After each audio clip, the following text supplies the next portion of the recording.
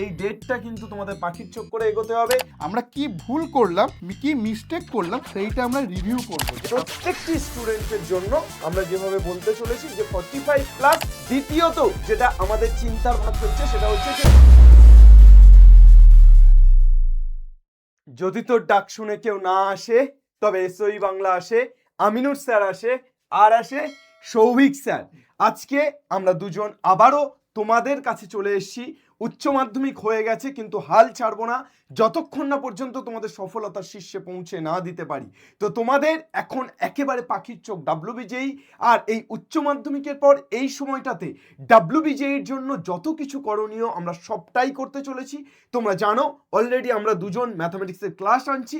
আর আজকে আমরা এই ভিডিওটাতে কথা বলবো যে এই 2.5 মাস যে সময় আছে সেই সময় ম্যাথে কিভাবে তোমরা 45 প্লাস অন্তত স্কোর করতে পারবে, অর্থাৎ একটা মিনিমাম স্কোর করে তুমি একটা ভালো জায়গাতে ভালো কলেজে চান্স পেতে পারো, সেই জায়গাটা নিয়ে আমরা আলোচনা করব। হ্যাঁ, এই 2.5 মাসে অবশ্যই পরিশ্রম করলে তুমি 45 প্লাস কেন, এটা 60 প্লাসও হতে পারে। কিন্তু বিষয় হচ্ছে যে একেবারে প্রত্যেকটি স্টুডেন্টের জন্য আমরা যেভাবে বলতে চলেছি যে 45 প্লাস এই ভিডিওটা দেখলে বা এই যা যা বলতে চলেছি সকলে পাবে। এবার যারা একটু ভালো করে করবে তারা 60 প্লাসও পাবে, অসুবিধা নেই। স্যার শুরু করুন। হ্যাঁ, আচ্ছা, তো আমাদের ডেট এসে গেছে। ডেট অফ এক্সামিনেশন 24 মে, রবিবার পড়েছে। 11টা থেকে 1টায় আমাদের হবে ম্যাথামেটিক্স পেপার 1, আর 2টো থেকে 4টাতে হবে পেপার 2 ফিজিক্স আর কেমিস্ট্রি, দুটোই একসাথে হবে 50-50। ওকে ওকে, তাহলে স্যার আমরা 24 তারিখ পরীক্ষার জন্য প্রিপেয়ার, অর্থাৎ তোমরা অলরেডি জেনে গেছো এই ডেটটা কিন্তু তোমাদের পাখির চোখ করে এগোতে হবে।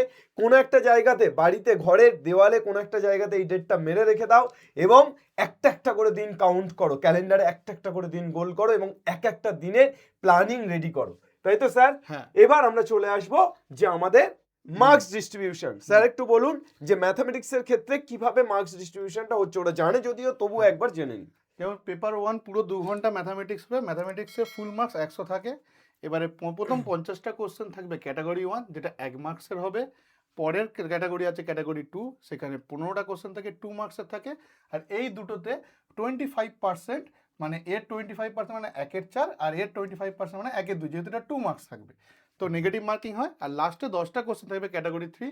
এইটাকে খুব ভালো করে টার্গেট নেবে। এখানে কোনো নেগেটিভ মার্ক নেই, তবে এখানে একটা আছে কি ট্রিক আছে কি, এখানে এক্সট্রা উত্তর হতে পারে, একটার বেশি হতে পারে। তাই টোটাল মার্কস ম্যাথে 100। আর ফিজিক্স আর কেমিস্ট্রিও তো তোমরা আছো 30টা, 5টা করে 50-50 100 মার্কসের হবে। একদম, তো এটা তোমরা জানো আশা করি। এবার আমরা একটু আলোচনা করে নেব যে আমাদের সিলেবাস কি কি আছে, অর্থাৎ ডাব্লিউবিজেইতে ম্যাথামেটিক্সের কমপ্লিট সিলেবাস কি কি আছে, আমরা কি কি করতে চলেছি। তো কমপ্লিট সিলেবাস তোমাদের অ্যালজেব্রা আছে, অ্যালজেব্রার মধ্যে কি কি লেখা আছে তোমরা একটু দেখে নাও। এটাকে স্ক্রিনশট নিয়ে রাখতে পারো যে তোমরা পুরোটা দেখে নিতে পারো, আমরা ধরে ধরে প্রত্যেকটা আলোচনা করার জায়গা নেই। তারপর তোমার অ্যালজেব্রার পর আসছে অ্যালজেব্রা চলছে, সেট রিলেশন অ্যান্ড ম্যাপিংয়ে আসছে। সেট রিলেশন ম্যাপিংয়ে কি কি আছে, relation and it's properties, equivalence relation এই জায়গাটাতে কি কি আছে, স্ট্যাটিস্টিক্স প্রবাবিলিটিতে কি কি আছে, ট্রিগোনোমেট্রিতে কি কি আছে, কোঅর্ডিনেট জিওমেট্রি অফ 2 ডাইমেনশন এবং 3 ডাইমেনশনালে টোটাল কি কি আছে কোঅর্ডিনেট জিওমেট্রিতে, এগুলো সমস্ত স্ক্রিনশট নিয়ে তোমরা দেখে নিতে পারো বা পজ করে দেখে নিতে পারো। ক্যালকুলাসে differential calculus, Rolle's theorem, Lagrange's mean value থিওরেমের, ইন্টিগ্রাল ক্যালকুলাসের মধ্যে, ডিফারেন্সিয়াল ইকুয়েশনের মধ্যে, অ্যাপ্লিকেশন অফ ক্যালকুলাসের মধ্যে, সমস্তটা তোমরা ইন ডিটেলস পজ করে দেখে নাও।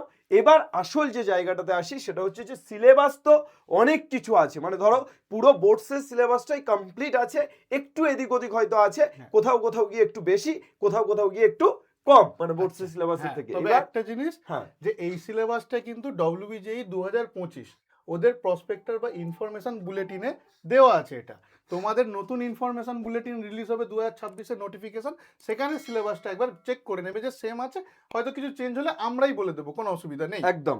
তো নেক্সট আমরা চলে আসব যে আমাদের এই যে সিলেবাস, সেই সিলেবাস অনুযায়ী কেমন ভাবে মার্কস আসছে লাস্ট 3 বছরে। তো স্যার এটা বলুন যে কোন জায়গা থেকে কত মার্কস আসছে। এবার যদি তোমরা ভালো করে দেখো 23 থেকে 24 থেকে 25 এরকম পর পর যায়। 23-এ ডেফিনিট ইনডেফিনিট ইন্টিগ্রেশন মিলিয়ে 9টা কোশ্চেন পড়েছে, conic section, parabola, ellipse, hyperbola মিলিয়ে 9টা, অ্যাপ্লিকেশন অফ ডেরিভেটিভ 8টা, লিমিটস কন্টিনিউটি ডিফারেন্সিবিলিটি থেকে 8টা, সিকোয়েন্স সিরিজ থেকে 5, এরকম করে চলছে। আর ভেক্টর 3D মিলিয়ে 4টে ছিল। এইবারে দেখো ম্যাক্সিমাম কোশ্চেন কিন্তু কনিক সেকশনটাকে যদি আমরা এখন সাইডে রাখি, ম্যাক্সিমাম কোশ্চেন ক্যালকুলাস থেকে আসছে। ম্যাক্সিমাম তোমাদের ক্যালকুলাস সব থেকে হাই থাকবে, সব থেকে বেশি কোশ্চেন ক্যালকুলাসে আসবে।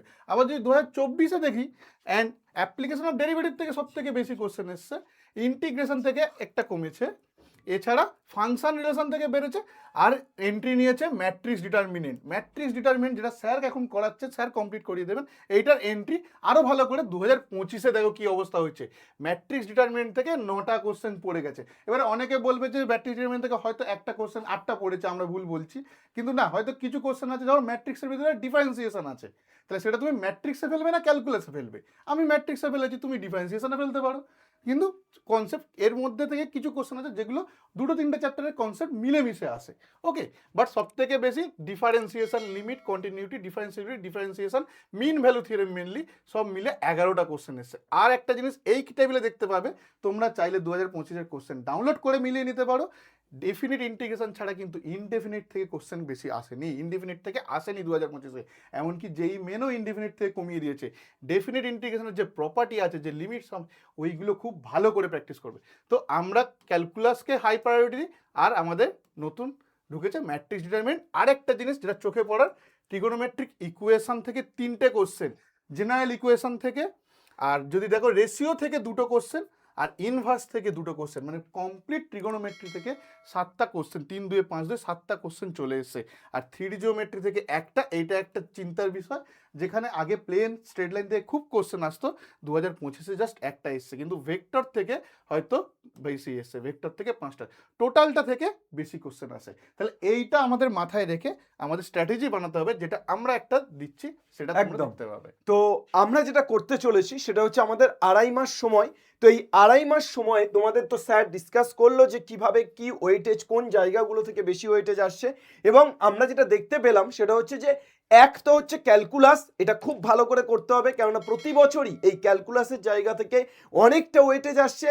দ্বিতীয়ত যেটা আমাদের চিন্তার ভাঁজ ফেলছে সেটা হচ্ছে যে ম্যাট্রিক্স ডিটারমিনেন্ট বা অ্যালজেব্রার পোর্শনটা আমাদেরকে খুব ভালো করে করতে হবে, কেননা অ্যালজেব্রার সমস্ত চ্যাপ্টারগুলো ধরলে কিন্তু প্রায় অনেকগুলো নাম্বার থাকছে। আর তৃতীয়ত কোঅর্ডিনেট জিওমেট্রি তো আমাদের আছেই।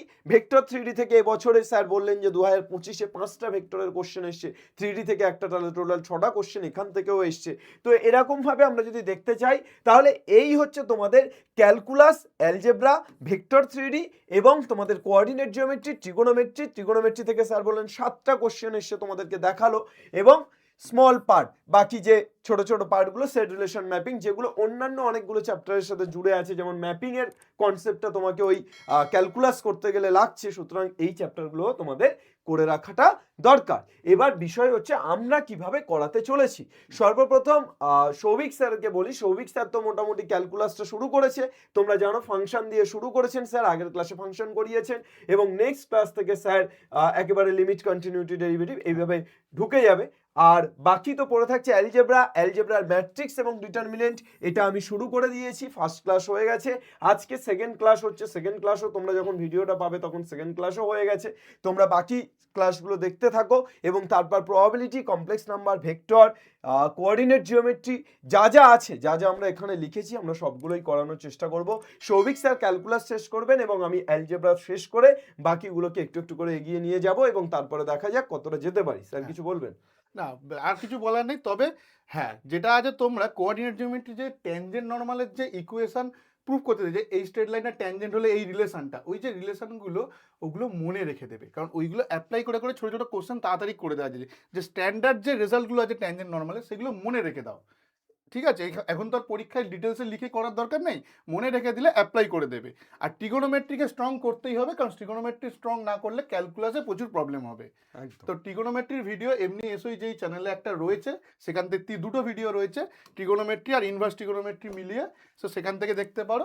আর একটা চ্যাপ্টার ট্রিগোনোমেট্রির মধ্যে পড়ে যেখান থেকে কোশ্চেন আসে না, সেটা হলো প্রপার্টিস অফ ট্রায়াঙ্গেল, কিছু কিছু অঙ্কে কাজে লাগে, তাছাড়া লাগে না। একদম। তো এই হলো তোমাদের পুরো বিষয়টা আমরা বললাম। এবার বাকি তো কি স্ট্র্যাটেজিতে তোমরা পড়বে সেটা আলোচনা করছে।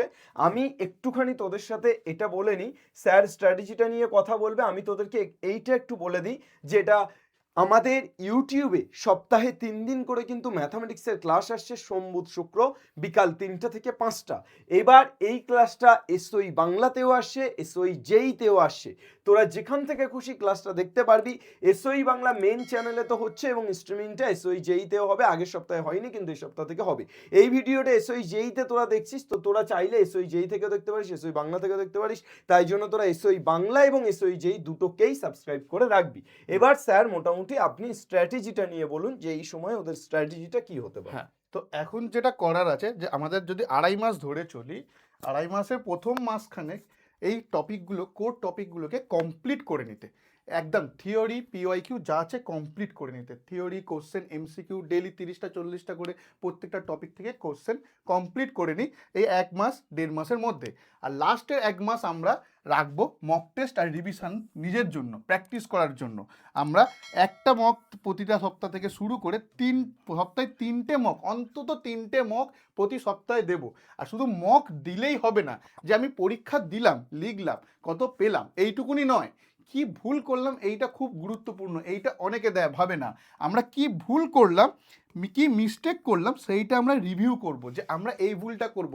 কারণ ভুলটাকেই আমাদের শুধরাতে হবে। ঠিকটা নিয়ে অত বেশি চিন্তা না করেও ভুলটাকে নিয়ে চিন্তা করতে হবে যে কি ভুল করলাম সেটাকে ঠিক করে আবার মক দেব। আর কি কি ভুল করলাম সেটা একটা নোটবুকে লিখবো, কারণ লিখলেই মনে থাকবে যে আমি এই ভুলটা করেছি, আমি এই ভুলটা করেছি। সেটা যদি আমি লিখে রাখি তখনই আমার মনে থাকবে। যেমন একটা পড়া মুখস্থ করার পর লিখলে পড়াটা মুখস্থ থাকে, ভুলটাও মনে রাখা দরকার। কারণ পরীক্ষার সময় তাহলে আর আমরা রিপিট করবো না, ভুল করতে গেলে মনে রেখে দেবো যে হ্যাঁ এটা করেছিলাম ভুল।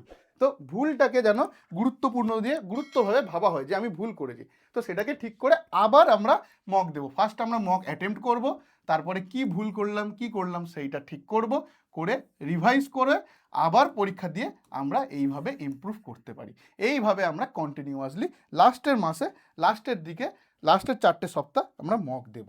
আর ফাইনালি পড়ে রইল যে 45+ স্কোর। 45 একটা ভালো স্কোর, কিন্তু 60-70 খুব ভালো স্কোর। তো 45 স্কোর করার জন্য আমাদের মাথায় একটা জিনিস রাখতে হবে, ক্যাটাগরি 1-এ 50টা কোশ্চেনের মধ্যে অন্তত 25টা ঠিক করব। অন্তত বলছি এই কারণে ঠিক করব, কিন্তু ভুল যেন না করি। ভুল করলে নেগেটিভ হবে। তাহলে ঠিক 25টা করব। যদি ভুল হয়ে যায় তার জন্য আরও এক্সট্রা তাহলে ঠিক করতে হবে। তাহলে সেখান থেকে আমরা 25 টার্গেট করতে পারি। তাহলে 50টা কোশ্চেনের মধ্যে এখানে 50% টার্গেট করছি। আর রয়েছে 15টা কোশ্চেন ক্যাটাগরি 2-তে, এটা 2 মার্কসের কোশ্চেন, এখানেও 5টা ঠিক করব, এখানে যেন ভুল না করা হয়। আর ফাইনালি ক্যাটাগরি 3-তে যেটা 2 মার্কসের কোশ্চেন আছে, কোনো নেগেটিভ মার্কিং নেই, এখানে তো 5টা ঠিক করতে হবে। এইরকম টার্গেট নিয়ে যদি আমরা পড়ি তাহলে আমরা পাবো 45 স্কোর করে নিতে পারবো। এবারে যারা আরও বেশি করে পড়তে পারবে, যারা আরও ধৈর্য দিয়ে পড়তে পারবে, তারা সেই 45টাকে 50, 50টাকে 55, 55টাকে 60-এর দিকে নিয়ে যাওয়ার চেষ্টা করো। যত বেশি ম্যাথে স্কোর বাড়বে তত তোমার র্যাঙ্কিং ইমপ্রুভ হবে, তত তুমি গভর্নমেন্ট কলেজ বা প্রাইভেট কলেজ থেকে যাদবপুর কম্পিউটার সায়েন্সের দিকে এগিয়ে যেতে পারবে। ঠিক আছে স্যার? একদম। তো স্যার পুরো ব্যাপারটা বললেন যে রিভিশন কিভাবে করবে সম্পূর্ণ তথ্যটা। আর আমি তো তোমাদেরকে বললামই যে দুটো চ্যানেলে তোমাদের সোম বুধ শুক্র ক্লাস হচ্ছে, এসওই বাংলা, এসওই জেই। তোমরা যেটা খুশি বিকাল 3টে বাজলে সোম বুধ শুক্র হাজির হয়ে যেও আমাদের সাথে ম্যাথামেটিক্সের শেষ লড়ার জন্য, অর্থাৎ একেবারে শেষ কামড় দেওয়ার জন্য আমার এবং সৌভিক স্যারের সাথে থাকতেই হচ্ছে এই 2.5 মাস। আমরা আমাদের সবটা দেব, এটুকু কথা দিচ্ছি, তোমরা তোমাদের সবটা দাও, আগুন জ্বলতে বাধ্য। স্যার তাহলে মোটামুটি এ পর্যন্তই আমাদের থাকলো। আর প্রত্যেকটা আমাদের যে ক্লাস নোট, সেই ক্লাস নোটগুলো ফ্রি ক্লাস নোট অ্যাপে আপলোড করা হবে, তোমরা অ্যাপ থেকে ডাউনলোড করতে পারবে। তোমরা এসওই বাংলা অ্যাপটাকে ডাউনলোড করে রেখো, সেখান থেকেই সমস্ত কিছু ক্লাস নোট সহ আরও বাকি কিছু করতে হলে আমরা মক টেস্ট থেকে শুরু করে যা করবো সবই এসওই বাংলা অ্যাপে করবো। তাই এসওই বাংলা অ্যাপ কিন্তু তোমরা ডাউনলোড করে রেখো। আর যে কোনো সমস্যাতে বা যে কোনো সাজেশন দেওয়ার হলে, স্যার এইটা একটু করিয়ে দিন, এই চ্যাপ্টারটা একটু করিয়ে দিন, তোমরা এই যে উপরের কন্ট্যাক্ট নাম্বারটা আছে সেই কন্ট্যাক্ট নাম্বারে ফোন করে আমাদেরকে বা মেসেজ করে সাজেশন পাঠাতে পারো। ঠিক আছে, থ্যাংক ইউ সৌভিক স্যার। তাহলে বাংলা পড়বে, বাংলা শিখবে, বাংলা জিতবে। জয় হিন্দ।